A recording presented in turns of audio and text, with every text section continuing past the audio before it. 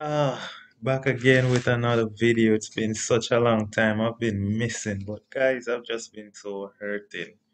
From the World Cup, I've been watching all the videos. I've been reading all the comments, but I just couldn't find myself to make a video because I've been hurting from the World Cup, man. But finally, CPL is about to be on the way, and I'm rooting for, of course, St. Kitts and Nevis Patriots. And I'm also rooting for Guyana Amazon Warriors. Hopefully, the Patriots Warriors, that would be the finals. We'll talk a little more about CPL, but as you can see from the title, um, five issues that I think that we need to resolve to fix West Indies cricket. And there are many more. Guys, go ahead and leave some in the comment section and at least just hear what I have to say first. Don't just shun my thought. I know sometimes we do that. Like you hear one point and you just say, "Oh, you're crazy." Like, actually listen to my argument. And then afterwards you can say you're right or you're partially right or you're incorrect. And also you can add because I'm just stating five.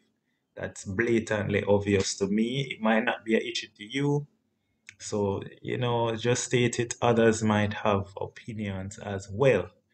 And the good thing is we want somebody, right? The authority in West Indies cricket to hear our cry. Just come and read the comments and say, yes, we need to work on these issues. So issue number one, I always felt that we have never been very smart when it comes on to selecting venues for opposition in the Caribbean.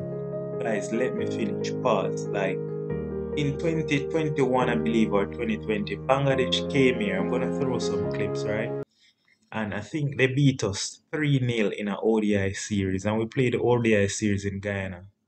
If Bangladesh were to come here, right, and tell West Indies where they'd want to play them in a three-match ODI series, I guarantee they'd say either St. Vincent or they'd say Guyana, and then maybe Trinidad. Come on. So I thought that that was poor, poor, poor, poor, poor.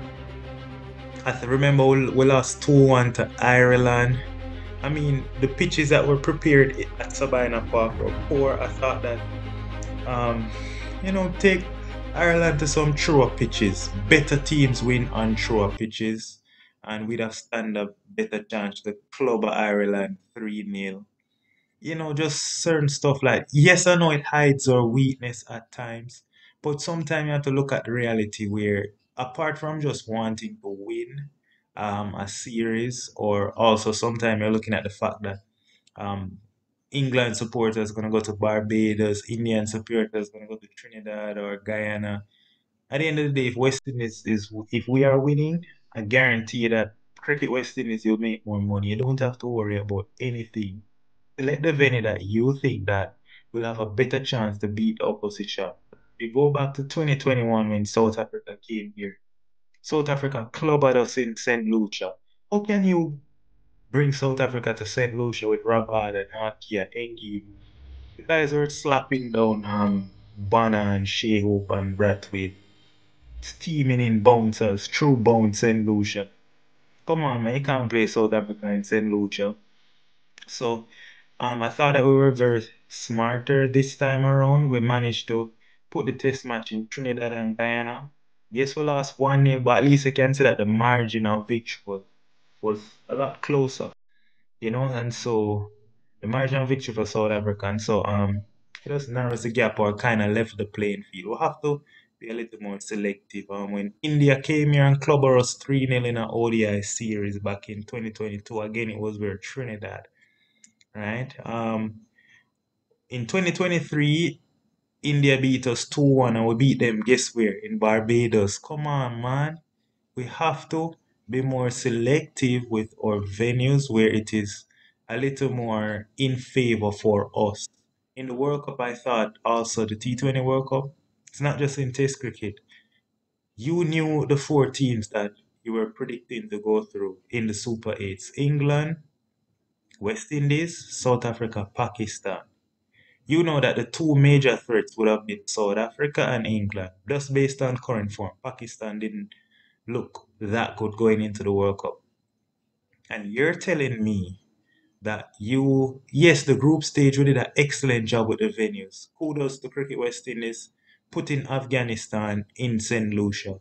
But why would you want to play England in St. Lucia? In 2018, England beat us 3-0 in St. Lucia. We've had bad T20 records against England in St. Lucia. We have a very positive record against England in Barbados. We literally just beat them in Barbados. And we also beat them in 2022 in Barbados 3-2, where we had a five-match T20 series. Come on, man. Venues. All right, I talked too long on the venues. Number two is that I think that we need to widen the range or the potential range for selection of players. And let me expound on that, right? So you might hear our selector say that a player is not being selected because he's quote unquote old. Now, Australia in 2019 Ashes brought back Peter Siddle at the age of 36 years old because Siddle had an excellent first class season. This is big, mighty Australia. Australia that has so many fast bowlers lined up, right? I'm telling you, Australia has tons of fast bowlers, especially at the time 2019. But they recalled Peter Siddle, their attack to complement Stark and Hazelwood and Cummings. And a matter of fact, they rotated the ball in some games. Maybe Stark missed one, then Hazelwood missed one, then Peter Siddle missed one. They rotated their bowlers extremely well. But they selected based off performance. They didn't say, oh no, age is a factor. And that's a fast bowler. So are you telling me Bravo as a batsman is not making the team? So I find that a little strange. Bravo is a batsman and can't make the team at 34. He's too old. Um, when you look at England, they fast tracked Jofra Archer and Jason Roy into the Ashes 2019, right? Jason Roy is no test cricketer. Hardly have any first class numbers. Jofra Archer hardly played much first class cricket as well because, Archer's situation is weird. Going to England and they cut off some years for him so he could play in the 2019 World Cup, etc. But guess what? They did what they needed to do to fast track him into the team. That is the eye test. They can't narrow down the pool for any old reason. So what am I saying? I'm saying the likes of a Evan Lewis, the likes of a Shea Hope, the likes of a Brandon King, the likes of a Shimron Hitman and a Nicholas Puran. These guys, they should get a looking into the test squad, right? I know we don't have a lot of what you call it, those warm up game or tour matches or A tours to let them play. And at the end of the day, these guys you might not get all of them available to play a test match. However, if any of them is available, yeah, they just have to jump straight into the test squad. And guys, just be honest. Which lineup is more intimidating?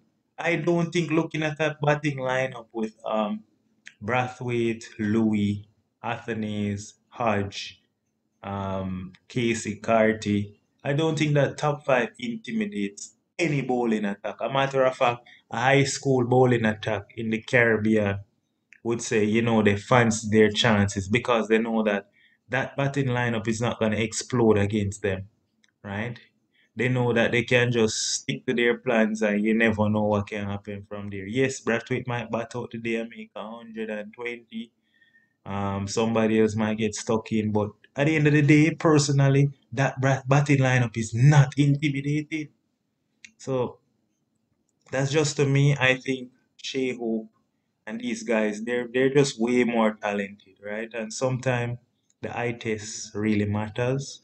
I know I said earlier that performance you have to base for selection, but again, I raise the point that in our situation, you can't narrow our pool for selection. So you have to just work with what it is. Next thing is the development of fast bowlers, right? And I'm not talking medium paces. The other day, we had a tour game against South Africa, and I saw Shamar Springer, Justin Greaves, Kimar Roach, and Niall Smith bowling. And they were all medium pace, like 125, 126 kilometers per hour. Not even 80 miles per hour good. That's crazy. And I look at South Africa when they have tour games. I'm looking at how many fast bowlers they have. A Nandri Burger, a Lizard Williams, a Dwayne Pretorius, Miguel Pretorius, Henrik Nakia, Kagiso Rabada, Buran Hendricks, the left-arm bowler that swing it, Simpala, Magala, Gerald Coetzee, and I can count many more names. And when you go to countries like South Africa, England, New Zealand, Australia, you see fast bowlers do the bulk of the job. You see even sessions where they don't even bowl a single over spin. And if you're gonna play well in Test cricket, you got to have you got to have the bowling that can match any condition. And we're very short on fast bowling so far. Yeah, it's just Jaden Seals and Shamar Joseph and yeah, Alzari. Alzari and Shamar are the only two guys really in the region fit enough playing Test cricket, bowling consistently 140 clicks. So look at other teams, right? They can call on two, three fast bowlers and rotate in a series. We can't. So that is very sad. We need to look at how we're going to develop fast bowlers. We need to put some more measures in place. Guys like O'Shane Thomas and other guys who need to bowl a little bit fast consistently for longer periods. Odin Smith, and these guys. Come on. Number four, we have a selection policy issue. We really do. Jermaine Blackwood was dropped from the test squad, right? When we went to Australia. And when we went to Australia, at the time, Blackwood had played his last 6 or 7 games for West Indies, averaging over 30. Now, when I look at the numbers at the end of 7 test match for most of these players, right? Blackwood last 7 tests, average over 30. These guys get 7 tests. Athens don't average 30. Mikhail Lewis just 2 series, so I won't pressure him. Let's exclude Mikhail Lewis. So Athens don't average 30. Easy Carty first series, 29, but again, it's his first series. Kavemaj barely scraping 30. So at the end of the day, I'm saying the guys that you fill in, Tevim Imlak, I'm seeing, yes, he's a backup wicketkeeper, but do we even need a backup wicketkeeper? Maybe it would be better if I have a backup batsman to keep guys honest to know that if you don't make runs, you're going to get dropped, right? Maybe we don't even need a backup keeper. Come on, especially when you're playing in the Caribbean, right? If your keeper is injured, you send for someone else. You don't need a backup keeper, right? It's not like a World Cup or something, right? It's in the Caribbean. It's easy to make these changes. A lot of times we don't have series in the Caribbean, right? So personally, I think selection policy is very skewed. You drop in Blackwood to average 30, and then other guys are going to stay in the team to average same 30. So there needs to be some level of consistency. Some level of consistency for your stats, how you select persons, some level of consistency regarding the eye test, some level of consistency regard to everything, and some openness to the public. Um, Bravo was said to be too old, yet still Shane Dowrich and Keon Hartley got back into the ODI squad, then Dowrich retired. Then, whatever, sued West Indies or whatever that was. I don't know. But at the end of the day, it doesn't look good. You say one thing and then you're opposing what you're saying. So I think West Indies, we need to do better than that. We really do need to do better than that. So finally, my last point, number 5, I was looking at some statistics and I realized that our bowlers, they're doing extremely well.